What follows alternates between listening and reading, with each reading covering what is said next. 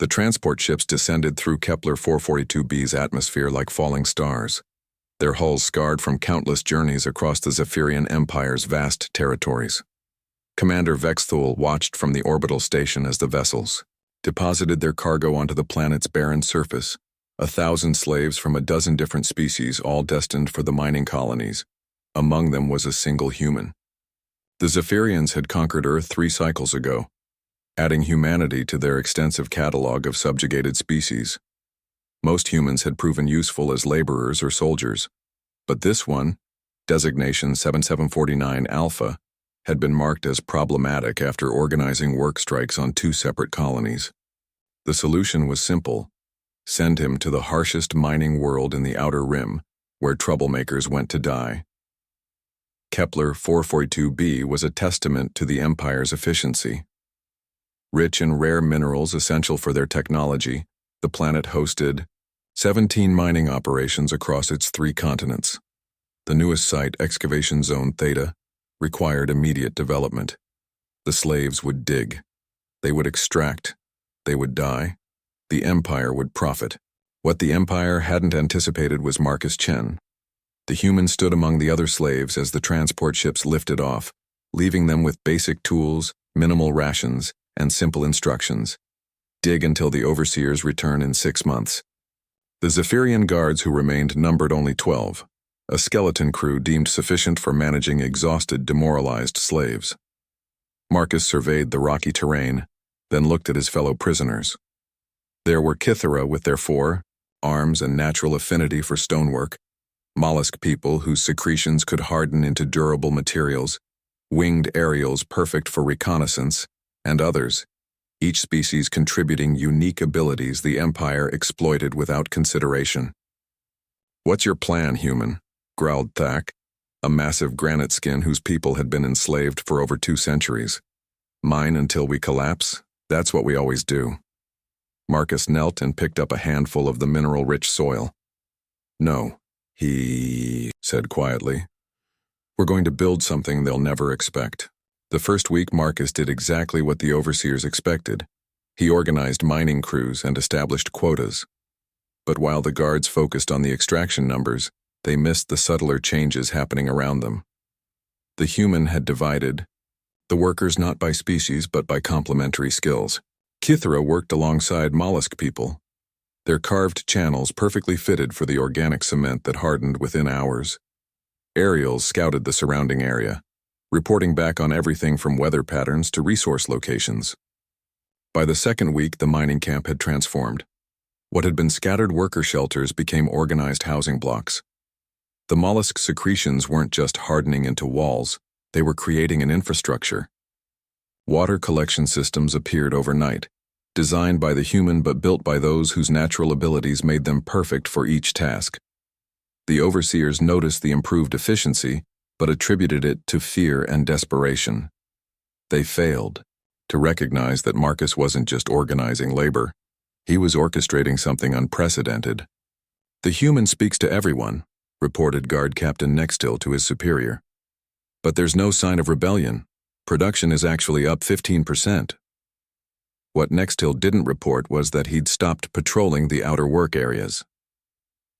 The slaves seemed to manage themselves now, and he preferred the comfort of his quarters to the harsh surface conditions. By month 3, Excavation Zone Theta had become something extraordinary.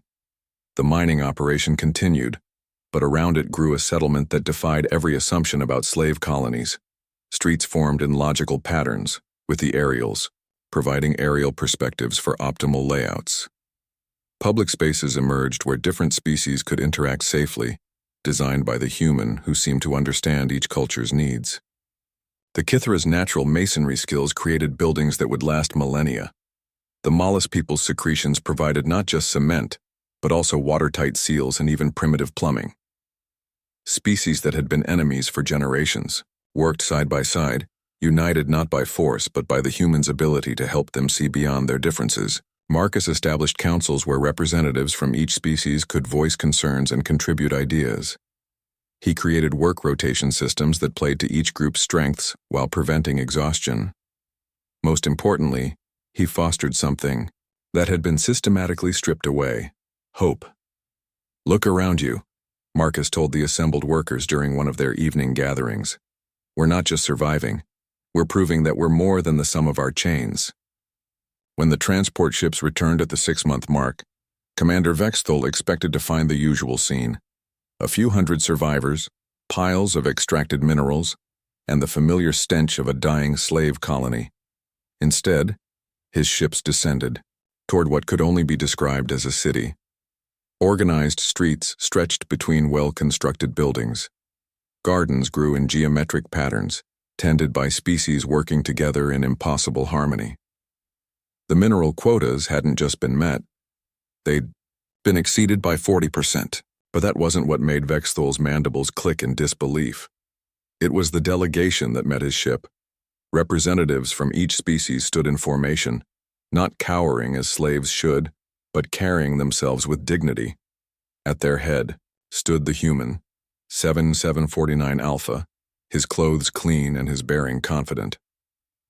Commander Vexthul, Marcus said, inclining his head respectfully but not subserviently. We're pleased to report that Excavation Zone Theta has not only met all production requirements, but has established sustainable systems that will triple output within the next cycle. The commander's translator struggled with the human's words, not because of language barriers, but because the concept seemed impossible. Slaves didn't make reports, they didn't establish systems. They certainly didn't speak with the confidence of someone presenting a business proposal. You were sent here to dig, Vexthul managed.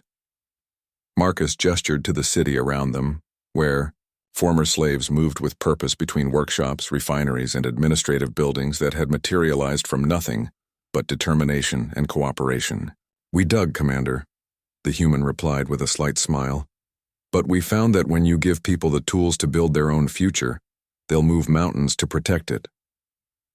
As Vexthul's report would later state, Excavation Zone Theta had become the most productive mining operation in the Empire. What the report wouldn't mention, what the commander couldn't quite put into words, was the uncomfortable realization that they'd sent 1,000 slaves to dig. And somehow, impossibly, the human had built a civilization instead. The Empire had conquered species and strip-mined worlds for millennia. But they'd never encountered anything quite like humanity's most dangerous weapon: the ability to see potential where others saw only problems, and to inspire others to reach for something better than mere survival. In the end, Marcus Chen had done exactly what the Empire feared most. He'd reminded 1,000 broken souls that they were still capable of greatness.